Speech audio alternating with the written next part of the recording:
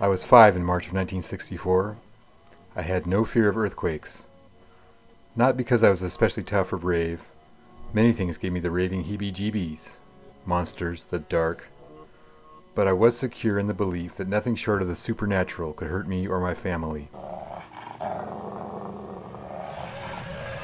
Like most Anchorage kids of that era, we spent the moments just before the beginning of what would become known as the Great Alaska Earthquake, engrossed in a TV space opera called Fireball XL5. While we watched the fictitious adventures of animated puppets, real trouble was brewing about 50 miles away under the waters of Prince William Sound. On that Good Friday, around 5:30 in the afternoon, shockwaves traveled from the quake's epicenter through the glacial clay beneath our neighborhood. The earth began to toss our house like a cat playing with a chickadee. My brother Dave and I treated it like a free ride in an amusement park. We could jump straight up in the air and land in another part of the room as the ground shifted beneath us. It was heady and strange as a walk on the moon. But things got serious when the TV set shook off its perch and smashed to the floor. The quake is now assigned a movement magnitude of 9.2, the largest ever recorded in North America.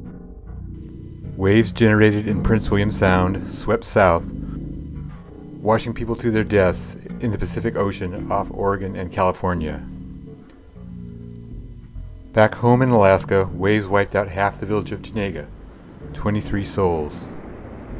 32 died from the waves that struck Valdez, and 12 each died in the oceanside towns of Seward and Whittier.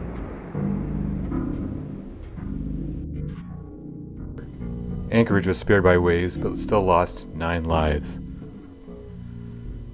2 were snatched away just down the street from where my brother and I were exploring the moon. Perry Mead, a 12-year-old boy, escaped his house only to discover that his toddler brother had been left behind. He went back for his little brother, and neither was seen again. Elsewhere in Anchorage, people died as buildings toppled or tore apart.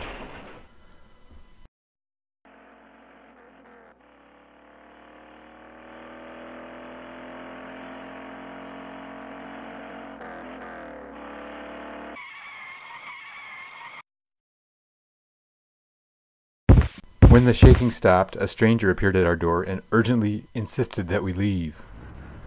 We were hustled through the snow in our stocking feet to an enormous car that whisked us away from the edge of the bluff to the relative safety of the Spinard area. The car stopped in front of an unfamiliar house. I hopped out and was met at the door by a kind woman who greeted me warmly and led me to a collection of toys. I was lost in play for some time, then glanced around and realized I didn't recognize a soul there. I freaked out and spent the night wrapped in a blanket by the front door. I can still remember the cold air sliding in through the door as I waited for my family to return to me. Did I mention my parents were on a long overdue honeymoon? Mom and Dad were due to come home the next day, but when they got to the ticket desk, they were told their flight was full and their reservations would not be honored. Mom took an especially dim view of this.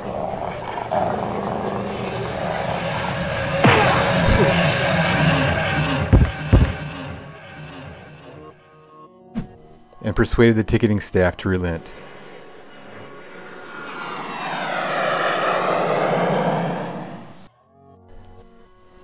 They returned to find the house empty, Nanny and children gone. But Anchorage was smaller then, and they soon tracked us down. My final memory of the earthquake is of my mom, my brother, and me returning to the house to reclaim some of our clothing, or maybe the dog bowls. We walked to the lip of the 40-foot bluff and looked over into oblivion.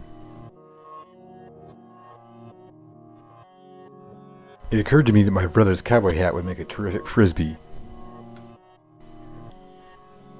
It did, but I caught hell for that.